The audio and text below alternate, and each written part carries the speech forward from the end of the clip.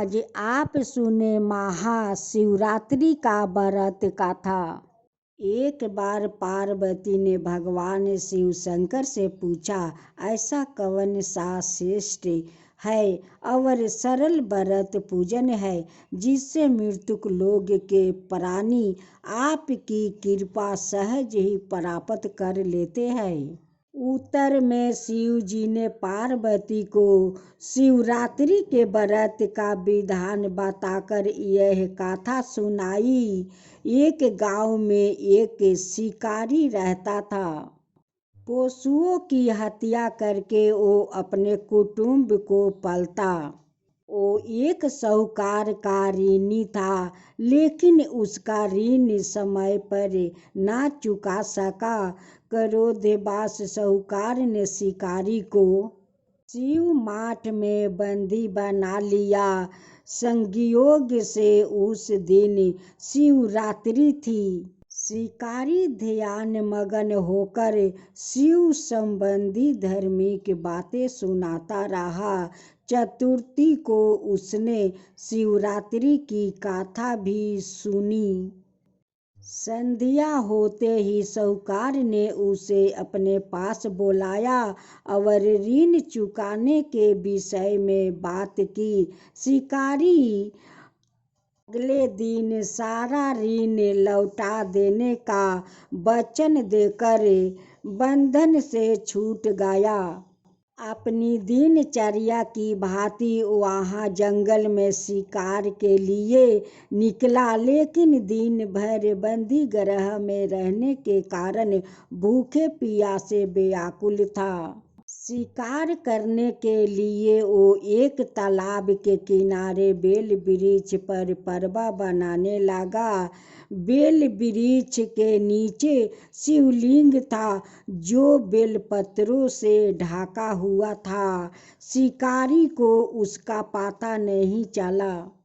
परवा बनाते समय उसने जो टहनियों तोड़ी वो संयोग से शिवलिंग पर गिर गया।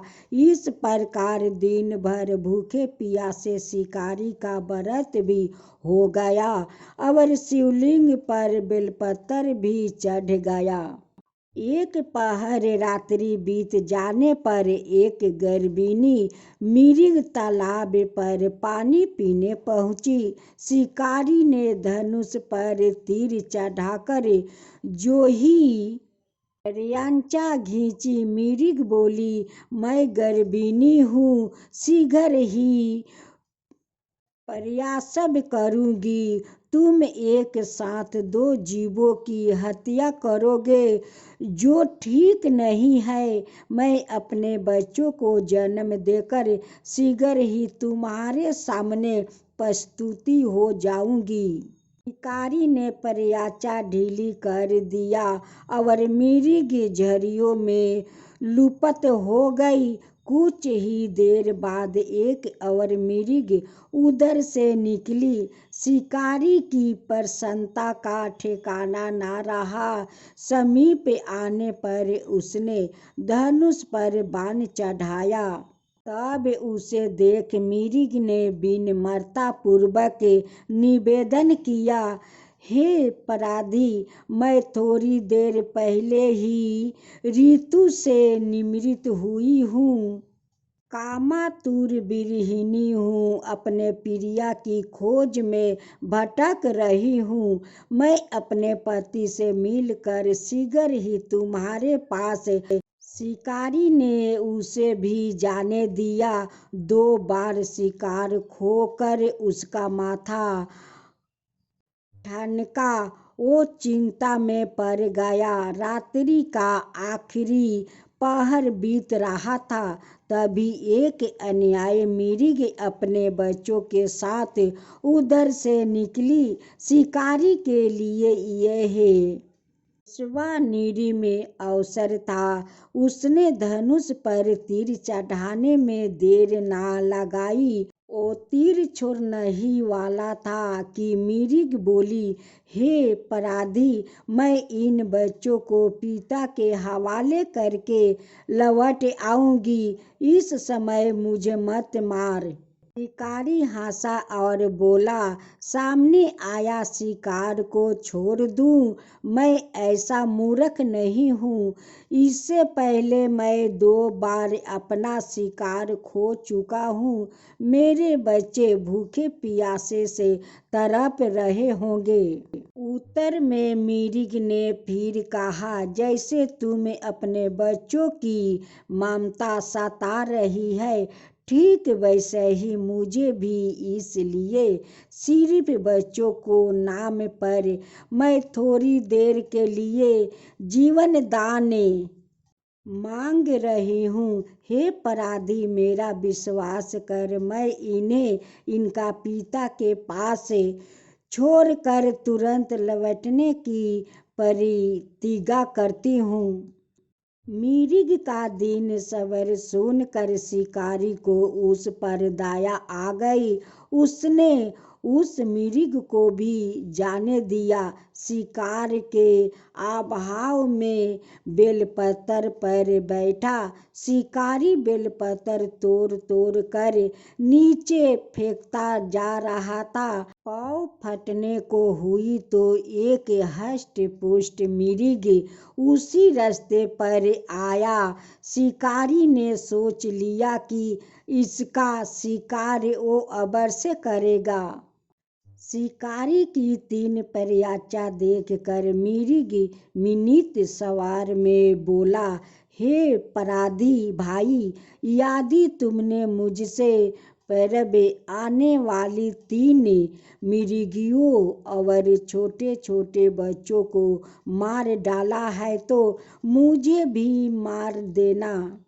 विलंब ना करो, ताकि उनके वियोग में मुझे एक क्षण भी दुख ना सहन पड़े। मैं उन मिर्गियों का पति हूँ। यदि तुमने उन्हें जीवन दान दिया है तो मुझे भी कुछ क्षण जीवन दान देने की कृपा करो। मैं उनसे मिलकर तुम्हारे सामने उपस्थित हो जाऊंगा। मिर्ग की बात सुनते ही शिकारी के सामने पूरी रात का घटना चक्कर घूम गया। उसने सारी कथा मिर्ग को सुना दी। तब मिर्ग ने कहा, मेरी 3 पत्नियों जिस प्रकार प्रतिज्ञाबद्ध होकर गई है, मेरी मृत्यु से अपने धर्म का पालन नहीं कर पाएगी। अत जैसे तुमने उसे विश्वास पात्र मान कर छोड़ा है, वैसे ही मुझे भी जाने दो। मैं उन सब के साथ तुम्हारे सामने शीघ्र ही उपस्थित होता हूँ। उपवास, रात्रि जागरण और शिवलिंग पर बेलपत्र चढ़ाने से शिकारी का हिंसक हृदय निर्मल हो गया था। उसमें भगवत शक्ति का वास हो गया था। धनुष और बाण उसके हाथ से सहज ही छूट गया। भगवान शिव की अनुकंपा से उसका हिंसक हृदय करुणक भाव से भर गया। वो अपने अतीत के कर्मों को याद करके ताप की ज्वाला में जलने लगा। थोड़ी ही देर बाद मिर्ग सपरिवार शिकारी के समस्त उपस्थित हो गया ताकि वो उनका शिकार कर सके। किंतु जंगली पशुओं की ऐसी सत्यता, सात्विकता एवं सामूहिक प्रेम भाव देखकर शिकारी को बड़ी गलनियाँ हुई। उसके नेत्र से आंसुओं की झड़ी लग गई। उस मिर्ग परिवार को ना मार कर शिकारी ने अपने कठोर हृदय को जीव हिंसा से हटा दिया। सदा के लिए कोमल एवं दयालु बना लिया। देवलोक से समस्त देव समाज भी इस घटना को देख रहा था। घटना की परिणति होते ही देवी देवताओं ने पुष्पा बरस की, तब शिकारी और मृग परिवार मोक्ष को प्राप्त हुई।